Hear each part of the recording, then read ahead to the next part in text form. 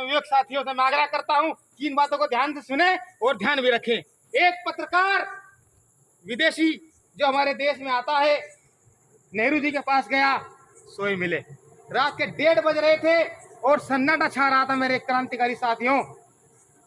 अन्य लोगों के पास गए तो सभी लोग सोए मिले, लेकिन जब वे आदरणीय डॉक्टर भीमराव अम्बेडकर जी के पास गए तो साथियों उनके नौकर से उन्होंने कहा कि मैं अम्बेडकर साहब से मिलना चाहता हूं।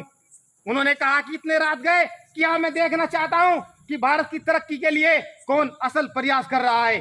तो जब जंगल में से झांक कर देखा तो हमारे बाबा साहब रात को 1:30 पौने 2 बजे अध्ययन कर रहे हैं, पढ़ाई कर रहे हैं साथियों।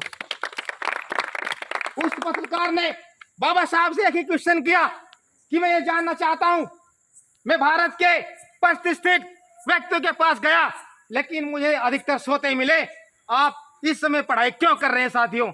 ये सवाल जानने का है साथियों। साथियों उन्होंने उत्तर दिया कि आदरणीय पत्रकार जी, मैं इसलिए जाग रहा हूं कि मेरा समाज सोया हुआ है, मेरा समाज सोया हुआ है और मैं अपने समाज को जगाने के लिए जाग रहा हूं, उनमें प्राण डालने के लिए, सामाजिक बराबरी, आर्थिक बराबरी, राजनीतिक बराबरी के लिए मैं उनको जगाने के लिए जाग रहा हूं, ताकि मेरे समाज की आने वाली पीढ़ी अपने को गर्व महसूस कर सके और सामाजिक रूप से अपने अस्तित्व में, अपने स्वयंभू में अपने आप जी सके साथियों। ये हमारे बाबा साहब भीमराव अम्बेडकर थे। सावित्रीबाई फुले, जो भी बहनें और माताएं बैठी हैं, मैं उन्हें कहता हूं, सावित्रीबाई फुले सैनी, वो सैनी समाज से थी। लड़कियों को पढ़ाने का कार्य सबसे पहले हमारे भारत में 1848 में स्कूल खोला गया पुणे महाराष्ट्र में, और उनकी हाल किसने की थी? फातिमा शेख, मुस्लिम समाज की महिला। उसका भाई उस्मान शेख ने उनको जमीन दी थी कि आप पेड़ के नीचे ना पढ़ा करके आप छत के नीचे पढ़ाएं। उन्होंने अपना घर दिया, अपनी जमीन दी, और सबसे पहले महिलाओं को पढ़ाने के लिए उन्होंने हमारे यहाँ स्कूल खोला था साथियों। हमारी सरस्वती हमारे लिए, पूरे भारत के लिए, पूरे विश्व के लिए हमारी सावित्रीबाई फुले हैं।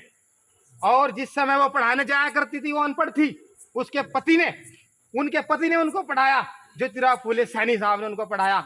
और जब मैं पढ़ाने जाया करती थी तो उनके ऊपर कीचड़, मल, मिट्टी, पत्थर फेंका करते थे कुछ पाखंडवादी सोच के व्यक्ति, कुछ खराब सोच के व्यक्ति।